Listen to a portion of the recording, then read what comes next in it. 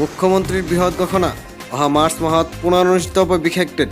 মুখ্যমন্ত্ৰীৰ বৃহৎ ঘোষণা অহা মাৰ্চ মাহত পুনৰ অনুষ্ঠিত হ'ব বিশেষ টেট। সদ্য অনুষ্ঠিত বিশেষ টেটত 14,575 প্ৰাৰ্থীৰ বিপৰীতে মাত্ৰ 666জন প্ৰাৰ্থীয়ে উত্তীৰ্ণ হোৱাৰ পিছৰে পৰা অনুত্তীৰ্ণ শিক্ষাৰ্থীসকলৰ ফালৰ পৰা মুখ্যমন্ত্ৰীৰ লগতে শিক্ষামন্ত্ৰীৰ পুনৰ টেট পাতিবলৈ দাবী উত্থাপন কৰি আহিছিল, যাৰ ফলত আজি মুখ্যমন্ত্ৰীয়ে ঘোষণা কৰিছে পুনৰ পৰীক্ষা অনুষ্ঠিত হোৱাৰ কথা।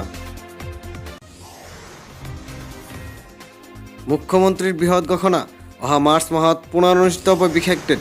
মুখ্যমন্ত্ৰীৰ বৃহৎ ঘোষণা অহা মাৰ্চ মাহত পুনৰ অনুষ্ঠিত হ'ব বিশেষ টেট। সদ্য অনুষ্ঠিত বিশেষ টেটত 14,575 প্ৰাৰ্থীৰ বিপৰীতে মাত্ৰ 666জন প্ৰাৰ্থীয়ে উত্তীৰ্ণ হোৱাৰ পিছৰে পৰা অনুত্তীৰ্ণ শিক্ষাৰ্থীসকলৰ ফালৰ পৰা মুখ্যমন্ত্ৰীৰ লগতে শিক্ষামন্ত্ৰীৰ পুনৰ টেট পাতিবলৈ দাবী উত্থাপন কৰি আহিছিল, যাৰ ফলত আজি মুখ্যমন্ত্ৰীয়ে ঘোষণা কৰিছে পুনৰ পৰীক্ষা অনুষ্ঠিত হোৱাৰ কথা।